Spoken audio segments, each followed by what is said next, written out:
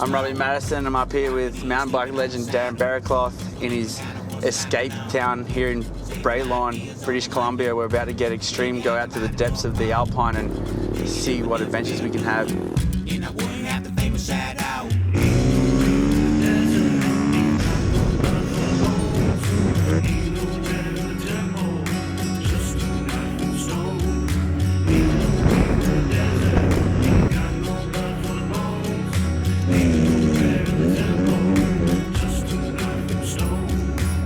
Driving up from Lillooet, you come into this like beautiful scenic mountain road that drives alongside of Carpenter Lake, and all along the way there's just beautiful waterfalls and tons of wildlife. The sketchy part for me on that drive was just seeing all the debris all over the road and knowing like it's just Russian roulette. You just have to be lucky or not, because at any time one of those boulders the size of half this car could just land right on the truck, and right, it could be life and death just driving here. Absolutely, man. It's just luck. We got Berrecloth leading the way. This is his home turf. We got Buttars came all the way up from Logan, Utah, and myself from Vernon, BC. We're just on the home stretch here. Woo! We're here! Yeah. Yeah, boys. We made it! How's that for a drive? That road's sick. That was sweet. How big is this place, Berrecloth?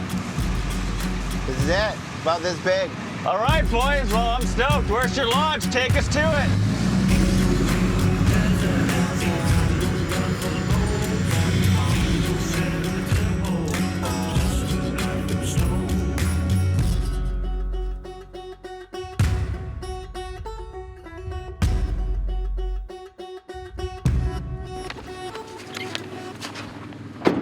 Let's do this.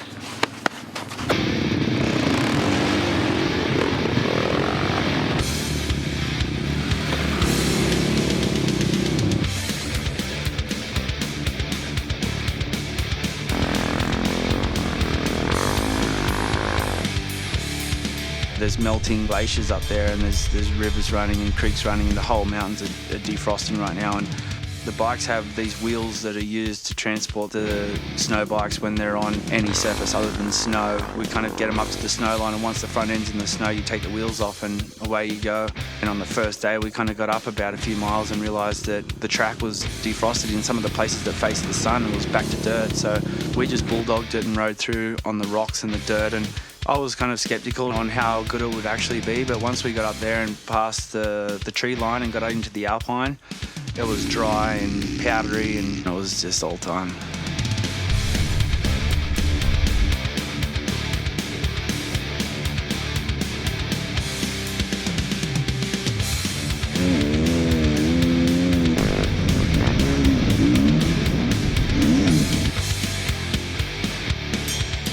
Really looking forward to this trip here because we got good posse. We're definitely missing Renner. It's a bummer we couldn't make it, but you know, with the experience I had in McCall, I feel like I've gained some experience. I've got a feel for how to cut across mountains and how to descend, and I'm starting to understand, you know, what to look out for as in avalanches and hidden crevasses and stuff like that. So I'm hoping to be able to step it up a little bit more and try and catch a bit more air and ride some epic terrain.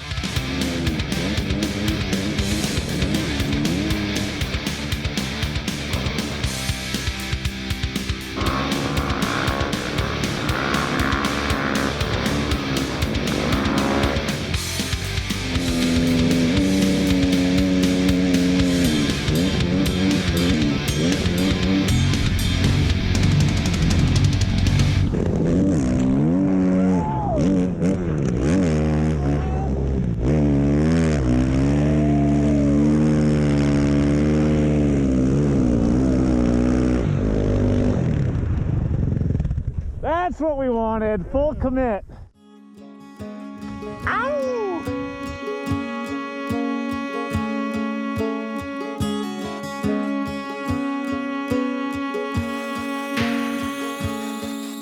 So basically Bralorne is kind of the end of the road town.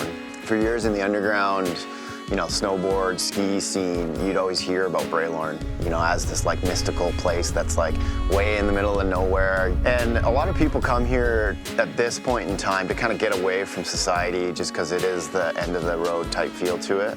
But that always wasn't the case. This place was a booming gold town back in the 30s. It had up to somewhere around 30 to 35,000 people living like right in this little area. Just the history is insane. When I first drove into Bralorne, it was pretty gnarly. You know, just looking around, it just seems like it was like a ghost town. You know, there's a hotel there that's closed, fire station's there, it's closed. There's no stores. You know, there's a pub down the road and a hotel that says it's open, but it's closed. It was an interesting drive in, and as far as trying to get off the grid and away from everybody, we did that, that's for sure. Just a wild little place here.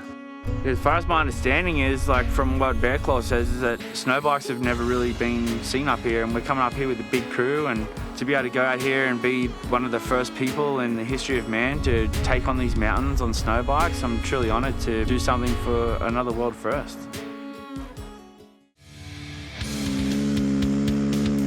I've lived in the backcountry snowmobile my whole life, and I've never ridden terrain like this ever.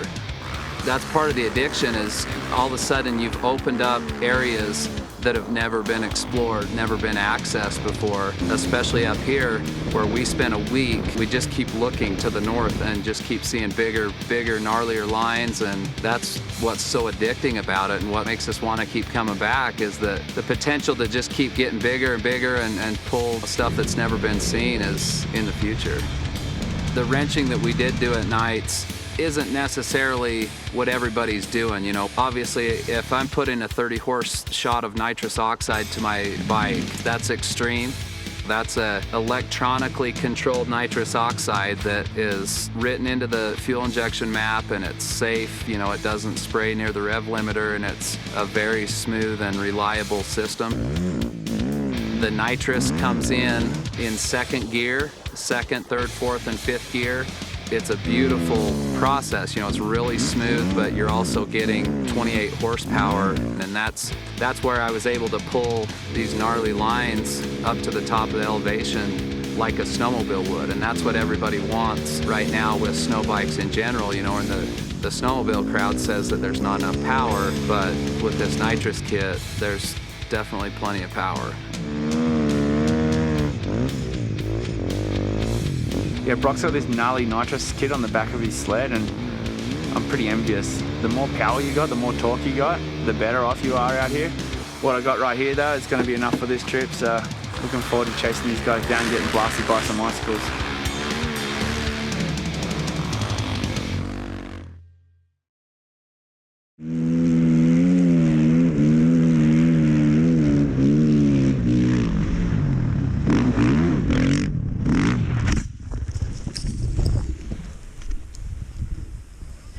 I looked out a bit.